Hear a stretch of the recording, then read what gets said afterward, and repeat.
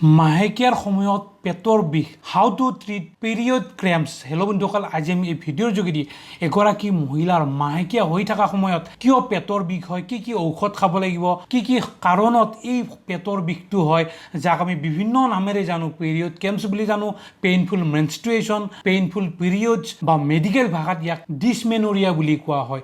Dish মানে অসুবিধা হোৱা বা বিষ হোৱা, আৰু মেনৰিয়া মানে মাহেকীয়া হোৱা, অৰ্থাৎ মাহেকীয়াৰ সময়ত পেটৰ বিষ হোৱা। এই সমস্যাটো কি কি কাৰণত হয়, কি কি চিকিৎসা ল'ব লাগিব, কি কি ঔষধ খাব লাগিব, গোটেইখিনি কথা মই এই ভিডিঅ'ৰ যোগেদি ডিটেইলছ আপোনালোকৰ লগত আলোচনা কৰিম। বন্ধুসকল, এই ভিডিঅ'টো আপোনালোকে শেষলৈকে চাব, যাতে গোটেইখিনি কথা আপোনালোকে ভালকৈ বুজি পায়। বন্ধুসকল, এই ডিছমেনৰিয়া বা পেইনফুল মেনষ্ট্ৰুৱেশ্যন অৰ্থাৎ মাহেকীয়া সময়ত বিষ হোৱা, এই বস্তুটো কিয় হয়, কেনেকৈ হয়, মই খুব সহজ ভাষাৰে আপোনালোকক বুজাই দিম। বন্ধুসকল, এইটো হ'ল এগৰাকী মহিলাৰ গৰ্ভটো। বন্ধুসকল, এই গৰ্ভটোৰ ভিতৰত কি হয়, মহিলাগৰাকীৰ প্ৰতি মাহত সেই গৰ্ভটোৱে প্ৰেগনেঞ্চিৰ কাৰণে কি হয়, তৈয়াৰ হৈ থাকে। আৰু মহিলাগৰাকীৰ কি হয়, ভিতৰত প্ৰতি মাহত কি হয়, ভিতৰত এটা লেয়াৰৰ সৃষ্টি হয়, যাতে প্ৰেগনেঞ্চি খুব ধুনীয়াকৈ হ'ব পাৰে। আৰু যেতিয়া প্ৰেগনেঞ্চি নহয়, এই লেয়াৰটো কি হয়, ভাঙি যায়। আৰু এইখিনি সময়ত আমাৰ ইয়াৰ পৰা কি হয়, প্ৰষ্টাগ্লেণ্ডিং নামৰ এটা কেমিকেল ৰিলিজ হয়। আৰু এই কেমিকেলটোৱে কি কৰে, আমাৰ এই গৰ্ভটো সংকুচিত কৰি দিয়ে, সৰু কৰি দিয়ে, যাতে বস্তুটো বাহিৰত ওলাই যায়। এই যিখিনি লেয়াৰ এটা সৃষ্টি হ'ল, সেইটো যাতে বাহিৰত ওলাই যায়। আৰু এইখিনি আমাৰ মেন্স হিচাপে মাহেকীয়া হৈ থকা আমাৰ যিটো ব্লিডিং হয়, সেই ব্লিডিং আকাৰে এইটো ওলাই যায়। আৰু এই যিটো প্ৰষ্টাগ্লেণ্ডিং নামৰ কেমিকেলৰ কথাটো ক'লোঁ, এইটোৰ কাৰণে মহিলাগৰাকীৰ কি হয়, পেটৰ বিষ হয়। আৰু সাধাৰণতে কি হয়, প্ৰায় 80ৰ পৰা 85% মহিলাৰে কি হয়, এই পেটৰ বিষটো হয়। কিছুমানে কি হয়, এই পেটৰ বিষটো সহ্য কৰিব পাৰে, কিছুমানে সহ্য কৰিব নোৱাৰে, যাৰ কাৰণে সমস্যাবিলাক সৃষ্টি হয়।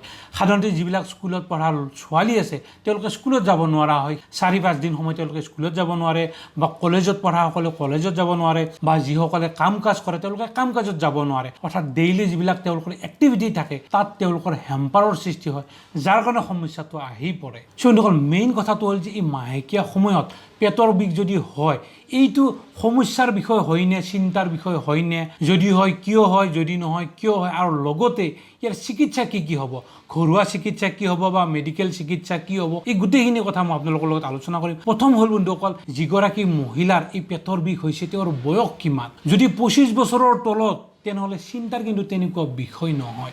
কিন্তু যদি 30 বছৰৰ ওপৰত হয়, তেনেহ'লে কিন্তু এটা চিন্তাৰ বিষয়। আৰু লগতে সেই মহিলাগৰাকীৰ ল'ৰা ছোৱালী আছে নেকি। যদি ল'ৰা ছোৱালী নাই বা 25 বছৰৰ তলত, তেনেহ'লে চিন্তাৰ বিষয় নহয়। কিন্তু যদি মহিলাগৰাকীৰ ল'ৰা ছোৱালী আছে, তথাপি তেওঁৰ মাহেকীয়া সময়ত পেটৰ বিষ হয়, সেইটোহে কিন্তু চিন্তাৰ বিষয়। অৰ্থাৎ যিসকল ছোৱালীৰ পেটৰ বিষ হয়, প্ৰায় 90%ৰ কিন্তু কোনো সমস্যা নাই, এইটো নৰ্মেলেই বিষায়। আৰু লগতে আপোনালোকে এটা দুটা টেবলেট খালে আপোনালোকৰ ঠিক হৈ যাব। কি কি টেবলেট খাব লাগে, গোটেইখিনি কথা ক'ম, আপোনালোকে শেষলৈকে চাই থাকিব।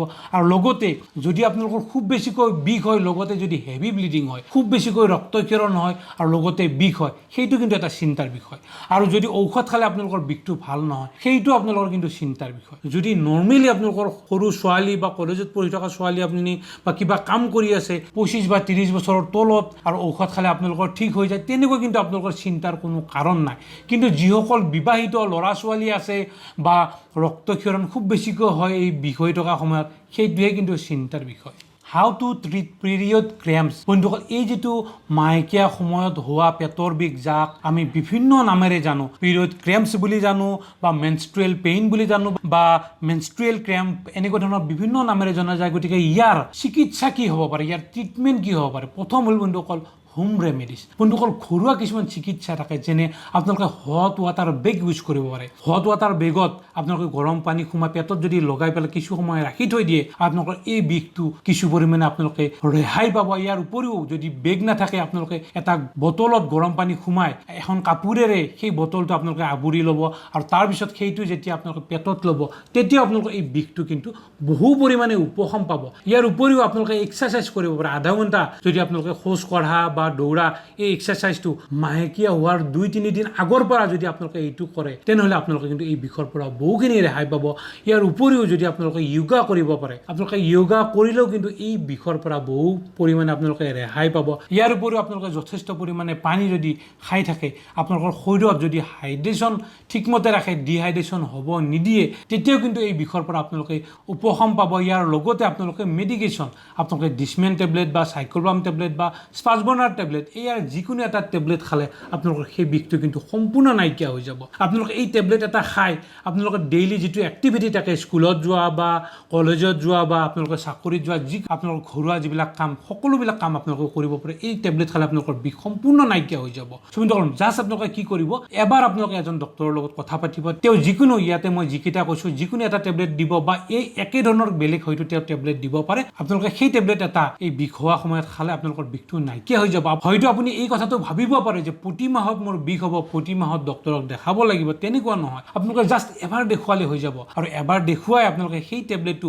বিষ হ'লে আপোনালোকে সেই টেবলেট এটা খাই দিব আপোনালোকৰ সেই সমস্যাটো দূৰ হৈ যাব বন্ধুসকল মেইন কথাটো হ'ল যে যেতিয়া এগৰাকী ছোৱালীৰ এই সমস্যাটো থাকে মাহেকীয়া হোৱা সময়ত বিষ হোৱা এই সমস্যাটো থাকে যাক পিৰিয়ডছ ক্ৰেম্প বুলি কোৱা হয় গতিকে এটা সন্তান যেতিয়া তেওঁ পেটত আহিব তাৰ পিছৰ পৰা তেওঁলোক কিন্তু এই সমস্যাটো কিন্তু দূৰ হৈ যাব প্ৰায় 99% ছোৱালীৰ প্ৰথম প্ৰেগনেন্ট হোৱাৰ পিছৰ পৰা তেওঁলোকৰ এই সমস্যাটো কিন্তু দূৰ হৈ যায় গতিকে বিশেষ চিন্তাৰ কথা নাই আপোনালোকৰ এটা সন্তান যেতিয়া বিবাহৰ পিছত হ'ব আপোনালোকৰ এই সমস্যাটো নিজে নিজে দূৰ হৈ যাব গতিকে আপুনি ভাবিব পাৰে যে বিয়াৰ পিছত মোৰ এই সমস্যাটো থাকিব তেনেকুৱা নহয় কিন্তু এবাৰ প্ৰেগনেন্সি হোৱাৰ পিছত আপোনালোকৰ এই সমস্যাটো দূৰ হৈ যাব মেইন কথাটো হ'ল বন্ধুসকল যদি বিবাহ হোৱাৰ পিছত মই আগত কোৱা ধৰণে সন্তান আছে তথাপিও এই সমস্যাটো হৈ থাকে বা যদি বিষৰ লগতে বহুত বেছিকৈ ব্লিডিং হয় তেতিয়া কিন্তু আপোনালোকে এজন চিকিৎসকৰ ওচৰত চাপিব লাগিব এখন আপুনি USG sonography এখন কৰিব লাগিব কাৰণ বহুতৰ কি হয় তেনেকুৱা হ'লে পেটৰ ভিতৰত আপোনালোকৰ গৰ্ভৰ ভিতৰত ফাইব্ৰইড বা টিউমাৰ হ'ব পাৰে গতিকে টিউমাৰ হ'লেও আপোনালোকৰ তেনেকুৱা সমস্যা হ'ব পাৰে গতিকে যদি আপোনালোকৰ বিবাহ হৈ গৈছে বা সন্তান আছে